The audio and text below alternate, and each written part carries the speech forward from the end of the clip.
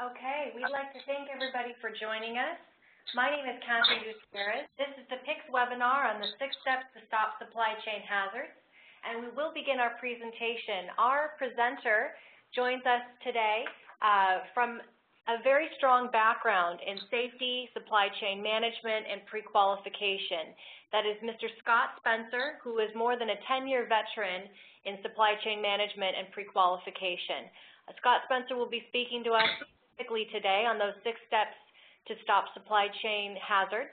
And what we'll do is move to our first slide so that I can share with you how you can ask us any questions. Now, we encourage you throughout the presentation, as a question comes into mind, it can be specific to industry, it can be specific to your company.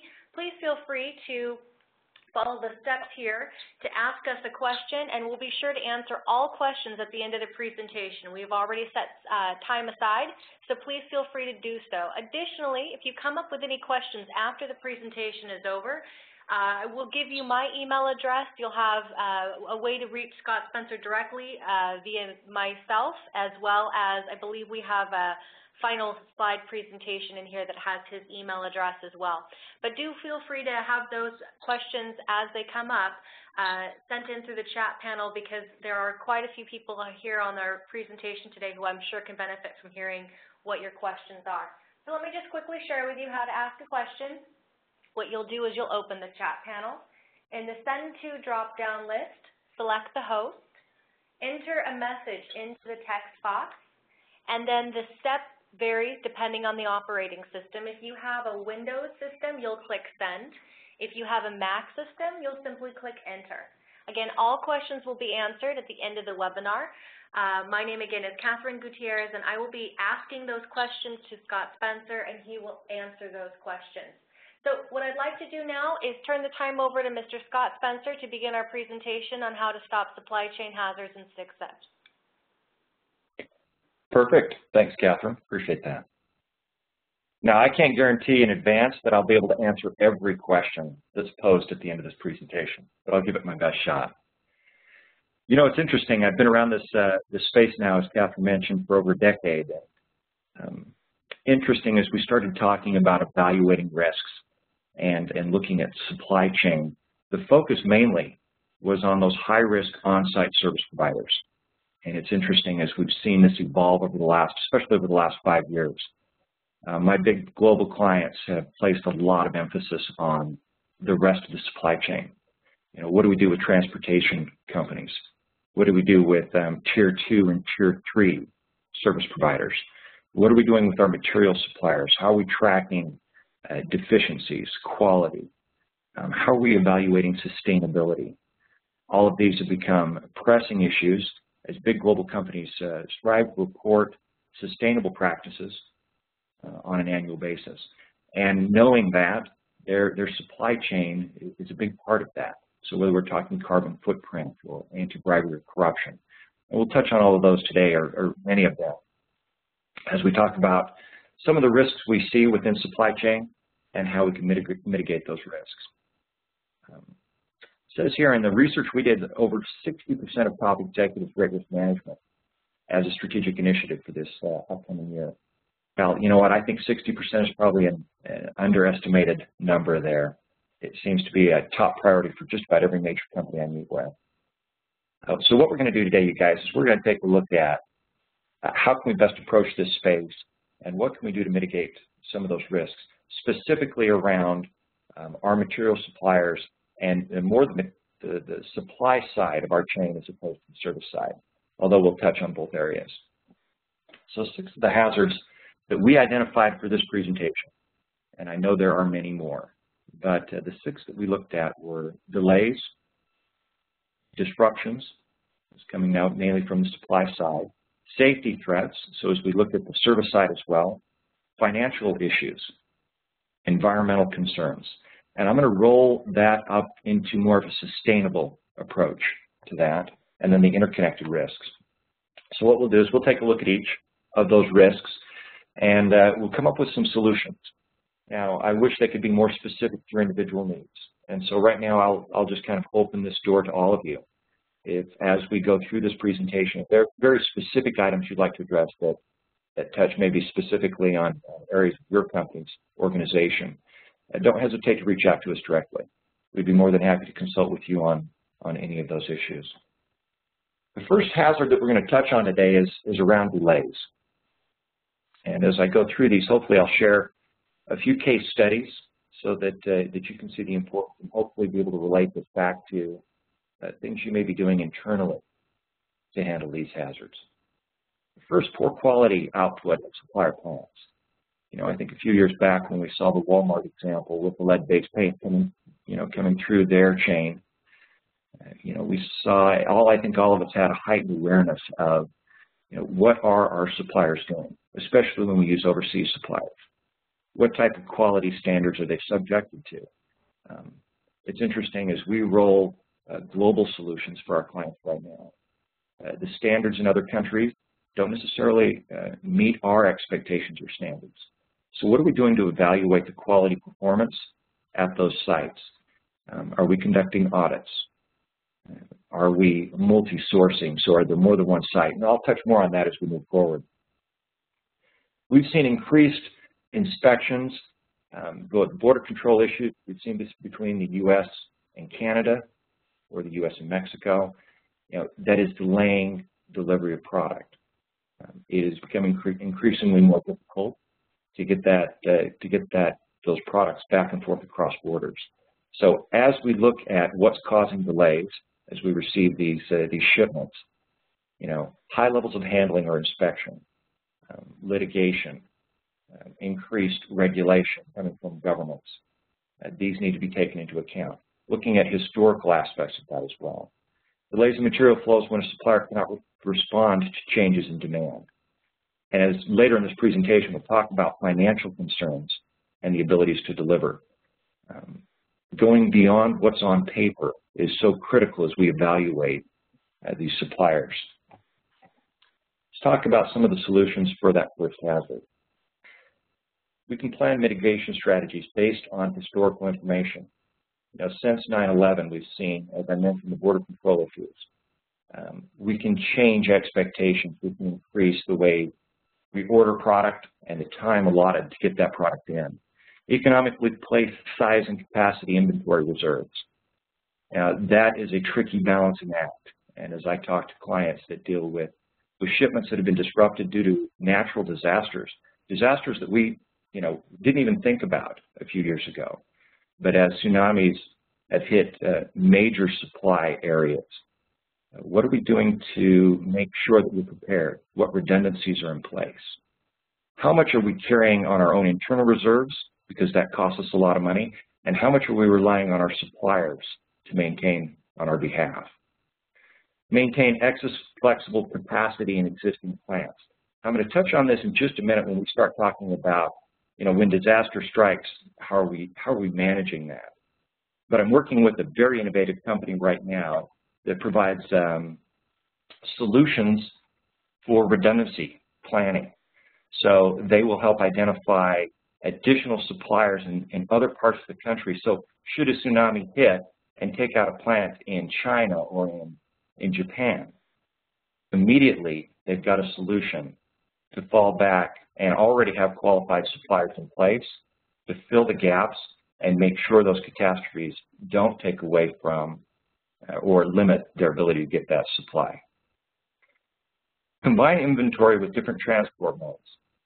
I'm going to touch on this for just a minute because Dell found that they were struggling with supply issues.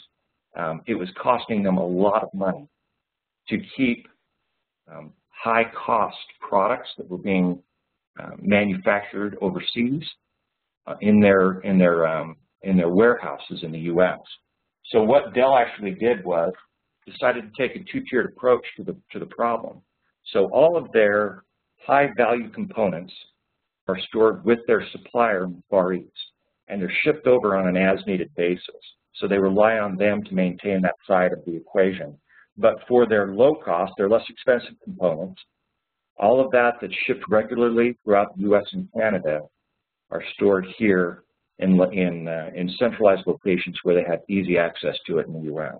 So by combining those two approaches, they don't have to store all of their product in a single location. And as these delays come up, they're able to adequately deal with them by utilizing a two-tiered approach to the problem. We're going to touch on the second hazard here for just a moment. And these are disruptions to material flows that we can't foresee coming: fires, natural disasters, etc. The example that I want to touch on this one is a comparison that was done by a study that I just recently finished reading. Fascinating. In March of 2000, there was a major microchip producer in Albuquerque, New Mexico. Lightning struck a tower which caused a fire at their facility, and in a matter of minutes, millions of microchips were lost. Now, these microchips were key they provided their products to major companies, Nokia and Ericsson. And Nokia had a plan in place, and as soon as they were aware that the Philips plant had gone down, Nokia began switching its chip orders to other Philips plants they already have relationships with, as well as to other Japanese and American suppliers. Because they had that risk mitigation process in place, Nokia suffered very little as that Philips plant went down and came back online months later. However, the opposite existed for Ericsson. Ericsson relied on this plant as its sole provider of microchips for its cell phone production. And due to that, as that went down, Ericsson lost over $400 million in sales over the course of a year. Significant example, I think, there as to when we see a disruption, how are we prepped? Are we poised to handle that disruption? Since then, Ericsson has made dramatic changes in its sourcing processes to make sure that those type of disruptions are covered. So how do we stop that hazard? I think I just touched on one, and that's by finding redundant suppliers. Motorola is a perfect example of that. One of our clients, and as we talked to them about their approach, having multiple vendors providing the same product or the same components has allowed them additional redundancy. Even though they may rely on one or two for the bulk, they have redundant suppliers in place.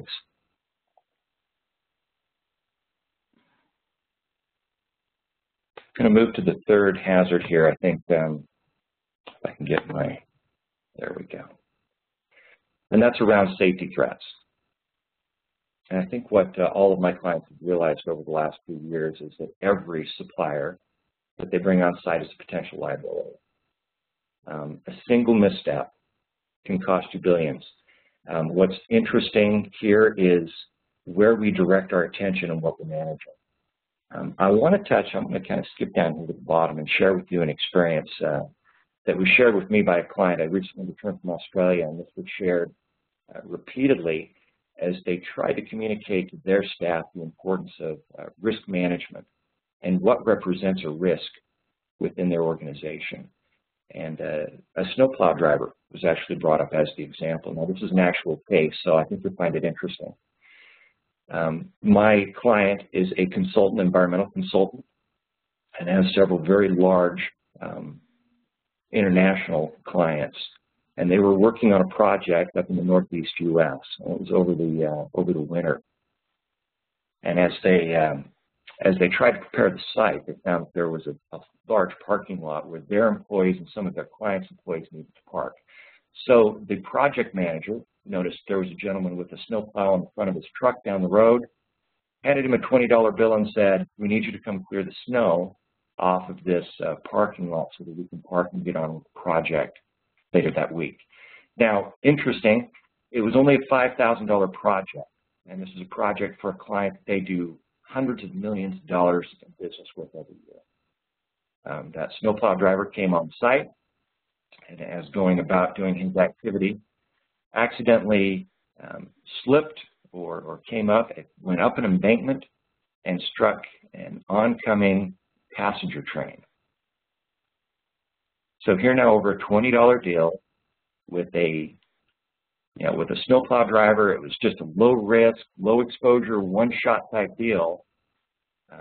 Their client, this big multinational company, was on CNN, having reported struck a passenger train And of course, the injuries there just depend on how good, the settlement depends on how good those folks' attorneys are. And it became a very frustrating moment for that client. I think the most important point here is they picked up the phone immediately, called their supplier and said, what are you doing? What are your engagement processes? What are your hiring processes? How are you evaluating the people that are coming on these sites? Because that evaluation process is a direct reflection of us. And I wanted to share that as we talk about safety threats or the risk we're exposed to as these suppliers come onto our sites. And what's interesting there is a $20 snowplow potentially endangered a multi- or $100 million relationship between my client and theirs. So what can we do to deal with safety hazards? I'm not going to spend a lot of time on this slide because these are probably things you've seen before, but I want to touch on each. A hazard analysis, just a job hazard analysis evaluating what the exposures were on that snowplow site. There's a train. How are you going? Where are you going to be pushing the snow? How are you going to be doing the project? A simple step by that project manager may have averted the tragedy. Emergency action plans. What are their plans when things go wrong? And do you have that in writing? Do they understand what your expectations are? Effective communication. And that's something that we've learned a lot about over the last 10 years of business practice. Do your suppliers understand and know what your expectations are? When they come on your site, do they know what your culture is when it comes to health and safety, sustainability, and quality? And do they mirror those expectations? You can leverage leading indicators. There are a lot of companies out there, PICS included, that feel that lagging indicators, so what's on paper, isn't enough. Does it actually leave the paper? Are you conducting audits or interviews to find out what the true culture of the contractors and suppliers that you use is? Effective contractor screening, we'll touch on that in just a few moments. And then hazard identification and risk mitigation. Again, going back to my example with the snowplow, just identifying for that truck driver the hazards that were there, making him aware, helping him understand what the expectation was before he began work, may have been enough to avert a catastrophe. Let's talk about the fourth hazard. And this one has been a big deal for a lot of my clients. In fact, it's interesting, again, as we started business, the focus was mainly around health and safety. But it didn't take long before financial solvency became a big issue. And I'm going to go back to this example, and you're probably all aware of it, but I think it bears repeating. Land Rover relied on a UK-based company called UPF Thompson to make all of their chassis for every Land Rover that left the assembly line. So they were the chassis manufacturer. It's interesting, I had some good friends at Ford that were involved as this catastrophe came down for Land Rover. They had no advanced warning that Thompson was in a precarious situation financially. They hadn't conducted any evaluation, aside from the initial engagement, which I'm sure many of you do, where they looked at credit references, they looked at scores, they looked at B&B, they looked at the limited information that was out there, but had no idea, as this relationship matured, that Thompson was in the mode or in the final stages of bankruptcy. So when they declared bankruptcy, it was overnight, and Land Rover was left without a chassis manufacturer. But the only thing they could do to remedy that problem was to buy Thompson to continue the manufacturing and production of their Land Rover vehicles, which they were not prepared to do. So as we start talking about preparing in advance for these hazards, that's the last thing you want to catch you unawares. I've had multiple situations where my clients contacted me and said, what are your recommendations? Do you know anybody that provides this service or provides this product in this geography? Because the one we do business with regularly just went out of business, or they just declared bankruptcy. So how can we help deal with that hazard? And we help our clients on a very regular basis look at and evaluate their supplier's financial records. Verify that data and look for any red flags.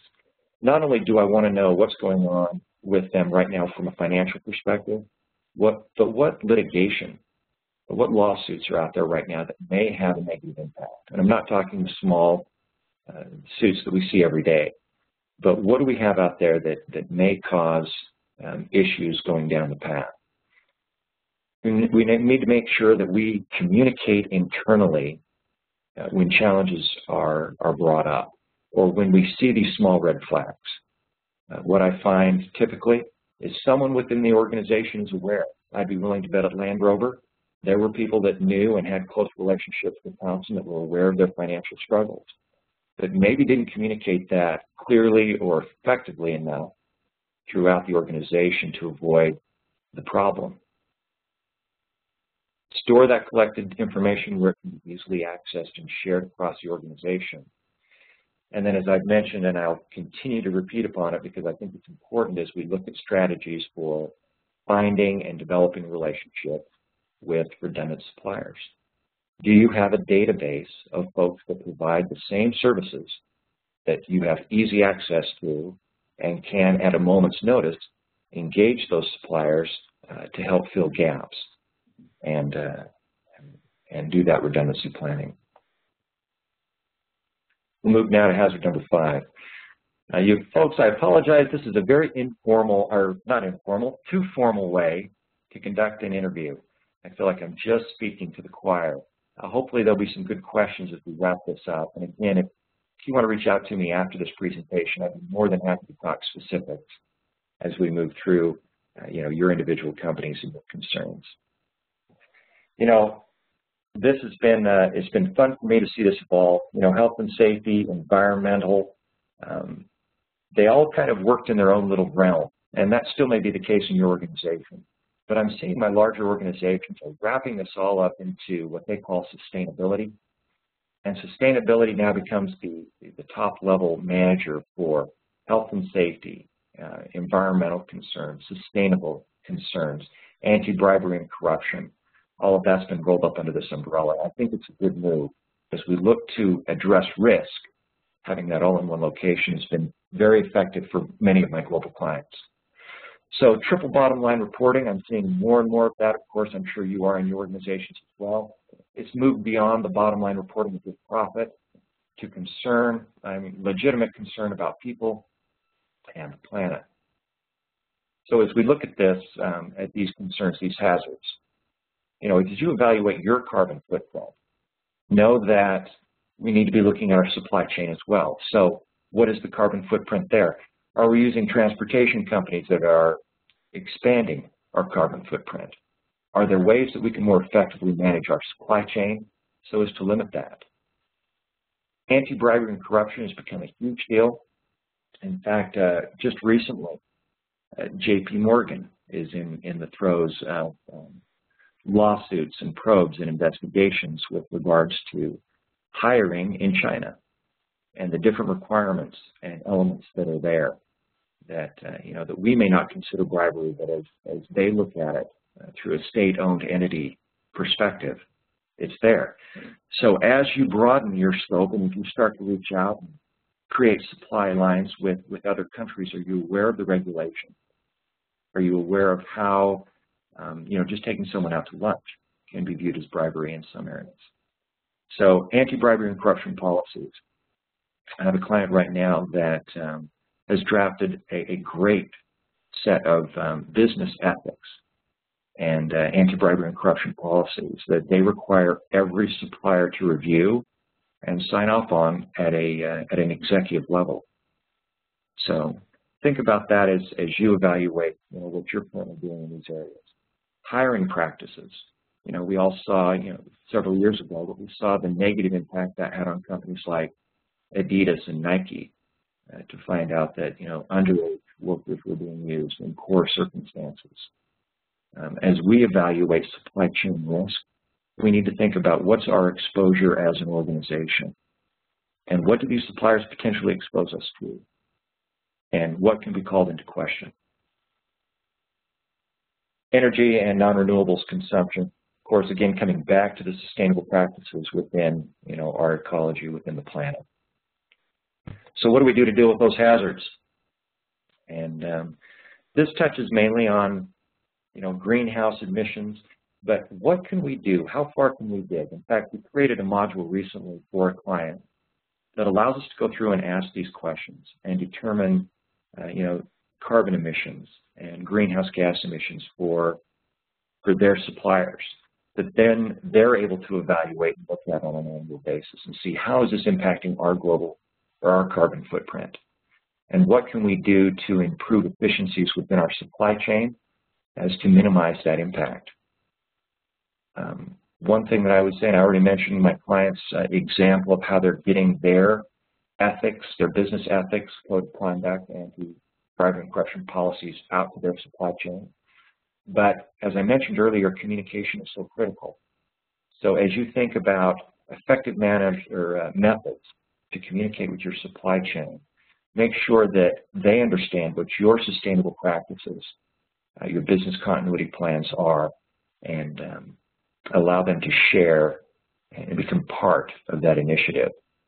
Many of my clients take a global lead on these points, and as they pull their supply chain along, we're seeing some great synergies that are now existing between a global client with sustainable practices in the forefront of their mind, corporate social responsibility being first and foremost, bringing contractors and suppliers along and helping them attain the same results.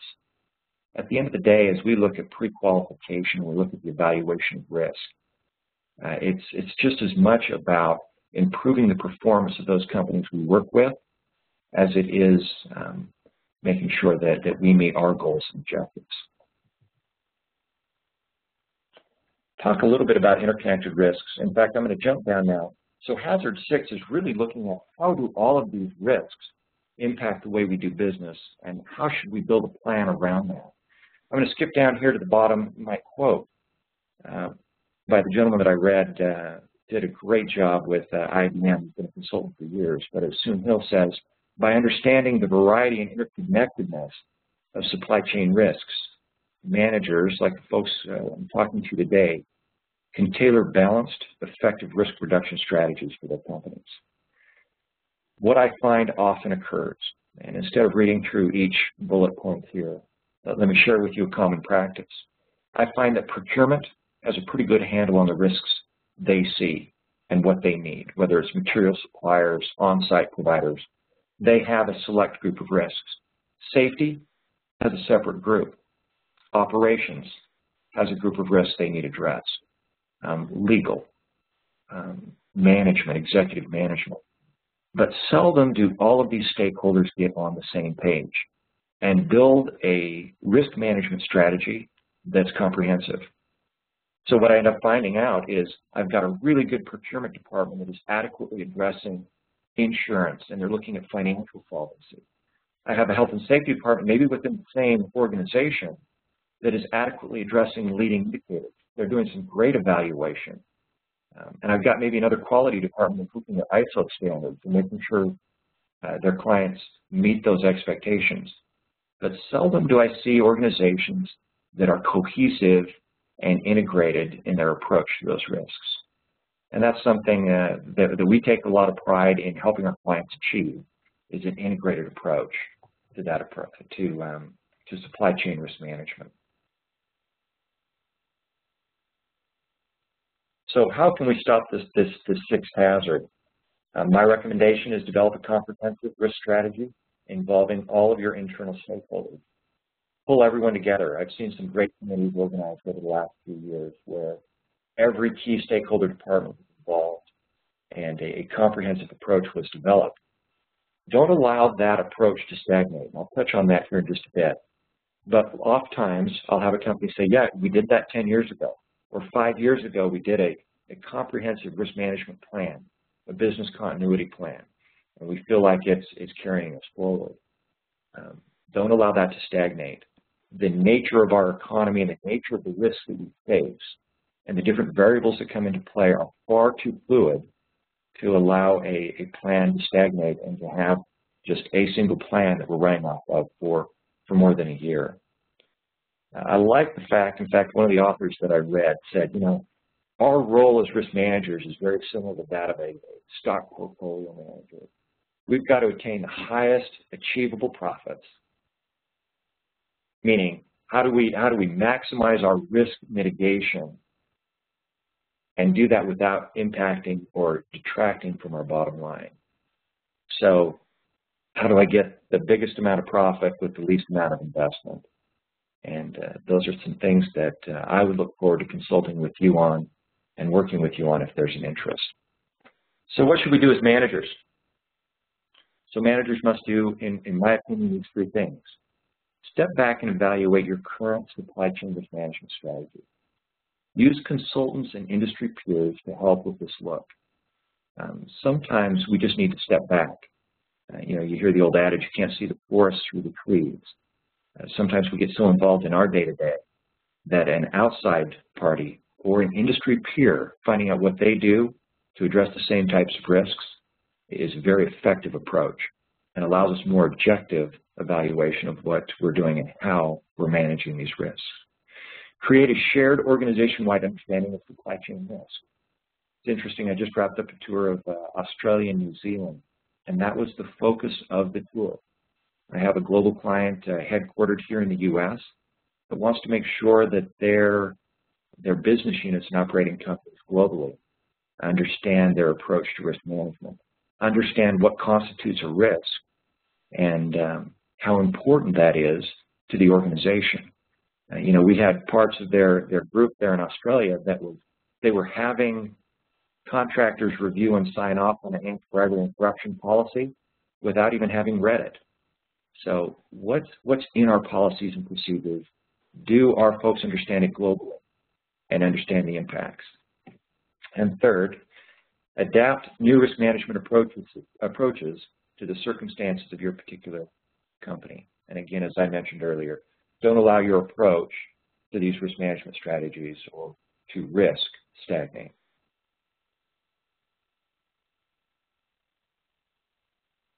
I'm not going to spend a lot of time on this, but I do want to share with you that this is our forte. I was just able to frost the cake. I was only able to get not too into the weeds with the presentation today, but would love to have the opportunity to talk to you about your current risk management practices and maybe some ways that we can help improve or streamline those processes. We can be that consultant as you look to improve your current process. And we're doing that for some wonderful companies globally right now. So if you're looking for a global provider or you're looking for a partner to share lessons learned over the last 10 years globally, we'd be more than happy to get involved in that. Now look at that, Catherine. We left Royce Burnett. So Royce Burnett, one of our other people, is going to be able to enjoy the phone calls that come through, I guess. Actually, those will come to me directly. What's that?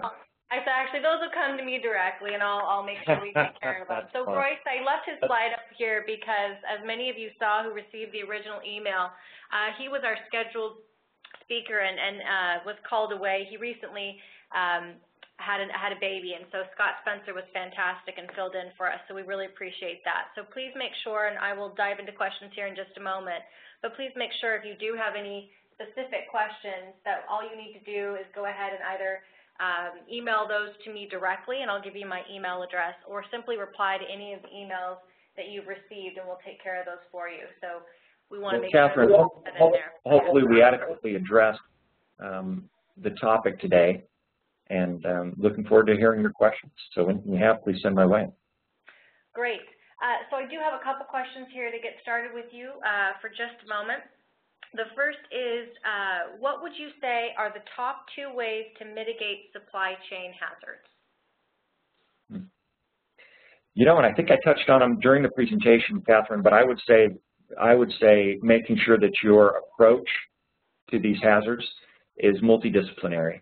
So make sure that every department that has an impact or touches your supply chain has a say as you tailor your risk approach. Perfect. The second one I have for you came in as, where else can I find additional information on mitigating hazards? You know what? We actually have a couple of really good references on the slide deck. I believe you have a reference slide, Catherine. Yes. You know, there were some really good articles I read, of course, by people that I tried to simplify some pretty complex language, but some fantastic resources. We have a few references we'd be more than happy to share in addition to this. Perfect. And then, as always, we do get the question that comes in about getting a copy of today's presentation. And so what I will do is be sending that out to anyone who requests that of me. So if you would like a copy of today's presentation, you can send an email to cgutierrez, that's C-G-U-T-I-E-R-R-E-Z, at PICS, auditing.com. Or again, simply reply to any of the emails that you've received. And what we'll do is I will send out that presentation. I will make sure that it has Scott Spencer's direct email address on there as well, so that if you have any specific questions for him in your area, in your company, in your industry, he can take care of those for you. And again, I'll help facilitate any questions as well by linking you directly to Scott Spencer. We'd like to thank everyone here for joining us. Let me just check in here real quick. I've got one final question that came through, and let's go through this real quick. That said, that question is, does using contract labor actually reduce your risk? And it says in parentheses, injuries or workers' compensation. Scott Spencer, can you answer that for us really quickly before we wrap up? Absolutely. In fact, this is a fantastic question because for years that was the goal. We brought contractor labor on site so that we could hold that risk at arm's length. Regulation in the U.S. and Canada, and I'm sure that's the bulk of my audience today, has changed that. The expectation within our regulatory environment right now is that we know our contractors as well, if not better, than we know our own employees. So we don't really avert much of the risk. Now, on the workers' comp side, yeah. As long as you assure that you know every one of those contractors are carrying the statutory limits for workers' comp, you know their workers are covered. But from an operational risk perspective, as operators or as owners, we are just as liable and just as responsible as our contractors for those employees. That's absolutely true. So I appreciate you mentioning that. And thank you again for the questions that have come in. I think these are some really great questions. My hope is that everyone who joined us today was able to take some specific things that they can go back to their office today and hopefully start to look at and potentially start to implement as we move into 2014. And again, we invite you, if you have specific questions for your industry, for your company, we're more than happy to review those with you and simply reply to any of the emails that you've received, or again, send the request to me to receive a copy of the slides, and we will make sure that you have both my contact information and Scott Spencer so that we can make sure we take care of those questions for you. We'd like to, again, thank everyone for joining us today and invite you to take a peek at your email for next month's webinar. We will be doing another presentation closer to the beginning part or mid part, I should say, of October. So thank you again for joining us. We hope you have a wonderful day, and take care. Thanks so much.